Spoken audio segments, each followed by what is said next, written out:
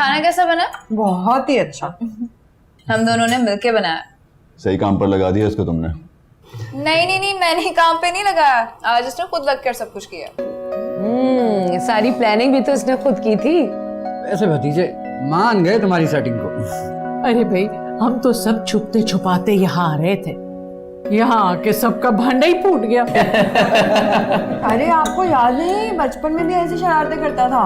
बिल्कुल याद है मुझे, आज मुझे भी उसी का ख्याल आ रहा था। हाय मजान, इतना मुझे अच्छा लग रहा है। हम सब मिलके बैठ के आराम से साथ मिलके खा रहे हैं। ये सवाल आप मुझसे पूछे कि मुझे कैसा लग रहा है। चलो जैन, तुमसे पूछ लेते हैं, कैसा लग रहा है तुम्हें? जन्नत जैसा।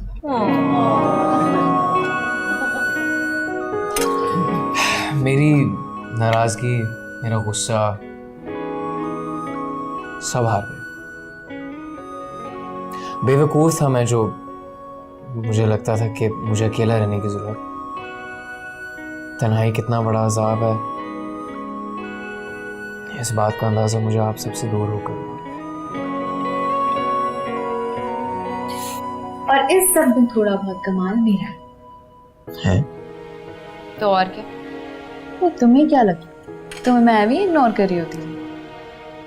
तुम्हारा इतना केयरिंग होना, रात रात भर जाके मेरे लिए असाइनमेंट बनाना, इतना मोहब्बत करना, एहसास नहीं था मुझे इसका? ऐसे ही जाने देती उनको? एहसास था मुझे। लगता तो नहीं था कि गलत। मैं चाहती थी कि तुम्हें इन सब बातों का एहसास हो।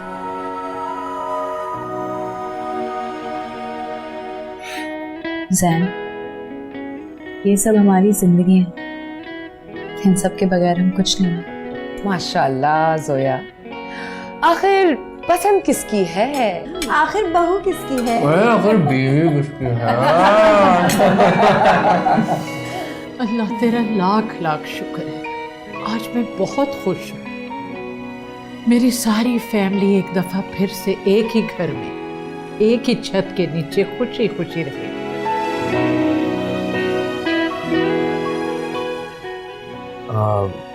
दादी,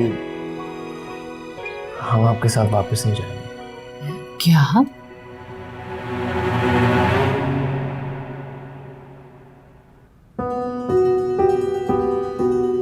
क्या मतलब इस बात का ज़ैन?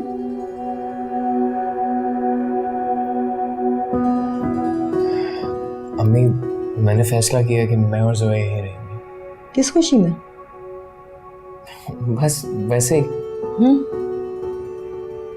अगर यही सब कुछ करना था तो हमें यहाँ बुलाया क्यों? और वो जो अभी थोड़ी देर पहले तन्हाई काट रही थी और अजाब, ये सब क्या? अरे नहीं, आप लोग गलत समझ रहे हैं। हम लोग मिलते रहेंगे। मतलब मिलते रहेंगे?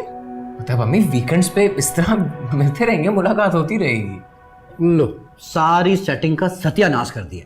तुम्हारा दिमाग तो ठीक है ना ज़ैन? मैं कुछ नहीं जानती। तुम और जोया आज हमारे साथ घर जा रहे हो वापस, बस। हाँ जैन, भाभी ठीक कह रही है। मैं आप सबके जज्बात को समझ सकता हूँ, मगर आप लोगों को इस चीज का एहसास क्यों नहीं हो रहा कि फासला ही हमें करीब लेकर आया है? और शायद अगर हम ये फासला रखें तो हमारी मोहब्बत भी कायम रहेगी। कि क्या बोले जा रहे हैं? आप सुन रहे हैं? कुछ बोलते क्यों नहीं है? अरे मैं क्या बोल सकता हूँ, बालिग है वो, उसने अगर फैसला कर लिया तो कोई जबरदस्ती तो नहीं ना कर सकता। आपका तो रिकॉर्ड है, जहां बोलना चाहिए वहीं नहीं बोलते। ज़ैन, मैं आखिरी दफा पूछ रही हूँ, तुम हमारे साथ घर जा रहे हो या नहीं? हमें मुश्किल है।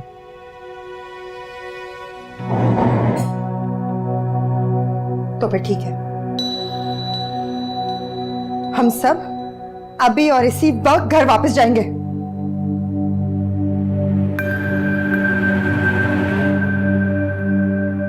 चले सब लोग, कोई नहीं रुकेगा यहां।